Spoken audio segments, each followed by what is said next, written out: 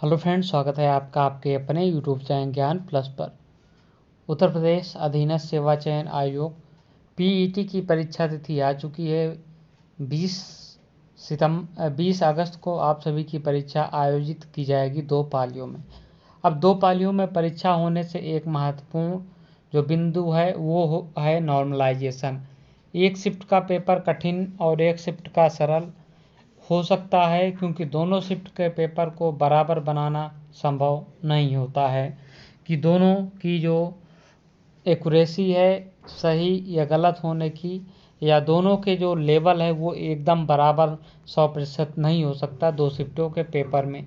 तो इसीलिए इसको जो कठिन पेपर होता है उन अभ्यर्थियों के मार्क्स को बढ़ाने के लिए नॉर्मलाइजेशन की पेपर प्रक्रिया की जाती है, और जिनका पेपर सरल होता है उनका नंबर घटाने के लिए भी नॉर्मलाइजेशन होता है।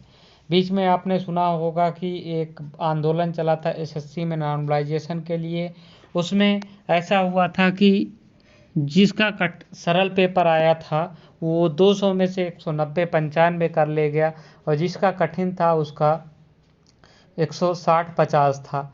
अब ये हुआ कि नॉर्मलाइजेशन से 150-60 वाला तो अंदर हो गया, लेकिन 190-195 करके भी लड़के बाहर हो गए। इसी में काफ़ी विवाद मचा था।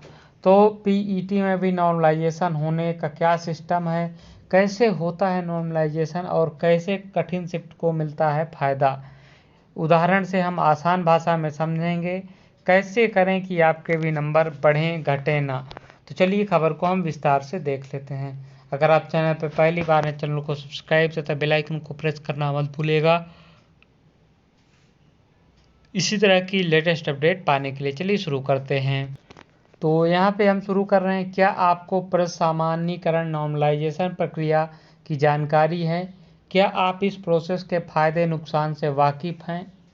क्या आप जानते हैं कि इस प्रक्रिया में किस प्रणाली को अपनाकर उम्मीदवारों को समान अंक देकर मेरिट बनाई जाती है?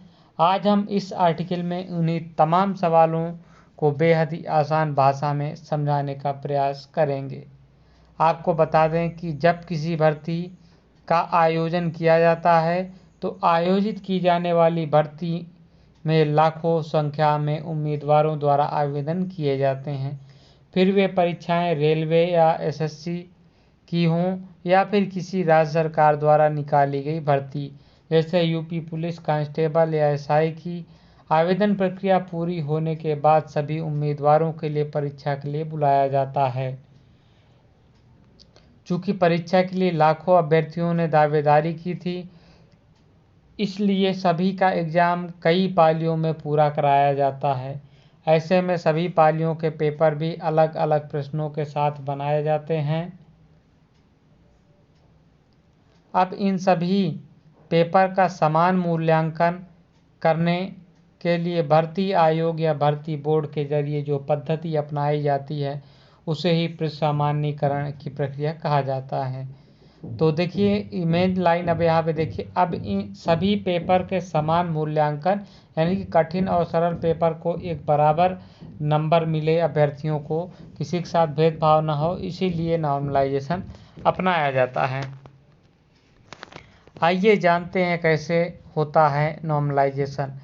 मान लीजिए कि किसी भर्ती में 900 उम्मीदवारों ने आवेदन किया, जिनकी परीक्षाएं क्रमशः पाली प्रथम, पाली द्वितीय और पाली तृतीय में संपन्न कराई गई, यानी कि 300 अभ्यर्थियों की। अब जिसमें प्रथम पाली में 300 के हिसाब से अभ्यर्थियों को बैठाया गया था, अब प्रथम पाली के परीक्षार्थियों को कुल अंकों का औसत निकाल लिया जाता है। औसत का मतलब 300 अभ्यर्थी हैं, मान लीजिए 100 नंबर का पेपर है, और सभी का अगर औसत निकाल लिया जाए तो मान लीजिए कि सभी अभ्यर्थियों ने 70% नंबर पाए हैं पेपर के हिसाब से, यानी कि 210 नंबर पाए हैं। 70% के हिसाब से नंबर पाए हैं 2100 नंबर, ठीक है। अब यहाँ पे इसी तरह दूसरी पाली में परीक्षार्थियों को कुल अंक निकाल लिया जाता है। अब एवरेज आप ले लीजिए, मान लीजिए कि प्रथम पाली में अभ्यर्थियों के 70, द्वितीय पाली में 75 आ गए। अब औसत नंबर देखा जाता है, यहाँ पे टॉपर का नंबर नहीं देखा जाता है। सेकेंड पाली में अभ्यर्थियों के 75 और थर्ड पाली के अभ्यर्थियों को 65 नंबर आए हैं। तो देखिए ये यहाँ पे एक पाली में बहुत ज़्यादा हो गए, एक पाली में कम हो गए 5 नंबर, और एक पाली में 70 थे। तो देखिए यहाँ पे क्या किया जाएगा कि जो 65 वाले थे उनको 70 के स्तर पर लाया जाएगा और 75 वालों को 70 के स्तर पर लाया जाएगा। ये भी हो सकता है कि आयोग इन दोनों को 65 के स्तर पर लाए, या ये भी हो सकता है कि इन दोनों को आयोग 75 के स्तर पर लाए। तो यही होता है, तीनों के स्तर को बराबर करना ही नॉर्मलाइजेशन की प्रक्रिया कहलाती है। अब देखें, अब जिस पाली के उम्मीदवारों को सबसे अधिक अंक प्राप्त हुए हैं उसकी तुलना में कम नंबर पाने वाली पाली के अभ्यर्थियों के उतने ही नंबर अधिक दे दिए जाते हैं। ठीक है, और इसके बाद प्रत्येक वर्ग के हिसाब से एक अधिकतम कट ऑफ घोषित कर दी जाती है। अब आप समझ गए हों कि किस प्रकार से कट ऑफ नॉर्मलाइजेशन होता है। यहाँ पे ध्यान देना है कि कुछ चीज़ों को अभ्यर्थियों को ध्यान देना है परीक्षा के समय, जिससे उनके जो नंबर हैं वो कम ज़्यादा नहीं होंगे। यहाँ पे एक चीज़ और जो है आपके एक्यूरेसी को भी ध्यान में रखा जाता है। अब यहाँ पे अभ्यर्थियों के नंबर इसी प्रकार से घटाए बढ़ाए जाते हैं नॉर्मलाइजेशन के समय। तो एक चीज़ और यहाँ पे है कि अगर मान लीजिए कि कट ऑफ जो है कठिन प्रश्न के आधार पे बनती है, यानी कि जो सरल पेपर था उसका जो अभ्यर्थियों के नंबर कठिन पेपर के हिसाब से दिए गए तो सरल पेपर वालों के नंबर घटा दिए जाते हैं, इसलिए कट ऑफ कम जाती है। और कभी ऐसा होता है कि कठिन पेपर वालों के नंबर जो है सरल पेपर के स्तर के बराबर बढ़ा दिए जाते हैं, तो उनके नंबर क्या हो जाते हैं कि बढ़ जाते हैं, इसलिए कट ऑफ हाई चली जाती है। तो ये भी कभी कभी मुद्दा बनता है। अब पीईटी में यानी कि नॉर्मलाइजेशन लागू होना किसके लिए फ़ायदा होगा। आपको बता दें कि उत्तर प्रदेश अधीनस्थ सेवा चयन आयोग ने पहली बार लागू की गई प्रारंभिक अर्हता परीक्षा होने वाली तारीखों का ऐलान कर दिया है। 20 अगस्त को परीक्षा होगी। चूँकि एग्ज़ाम में 21 लाख आवेदक हैं, जिस कारण इस परीक्षा 2 पालियों में कराया जाना है। ऐसे में जिन पाली के परीक्षार्थियों का पेपर आसान है उनके अंक तो ज़्यादा आएंगे, सामान्यीकरण प्रक्रिया के बाद उनके नंबर कम हो जाएंगे, जबकि इसके विपरीत कठिन परीक्षार्थियों के अंक कम आएंगे तो उनके नंबर बढ़ जाएंगे। तो यही प्रक्रिया लागू होगी। आपको एक चीज़ ध्यान देना है, यहाँ पे एक्यूरेसी का ध्यान देना है, क्योंकि जब आपका रिजल्ट बनेगा तो यहाँ पे परसेंटाइल पे बनेगा, जिसमें एक्यूरेसी का अच्छा खासा ध्यान रखा जाता है। तो ये रही आपके लिए बड़ी अपडेट नॉर्मलाइजेशन प्रक्रिया से संबंधित।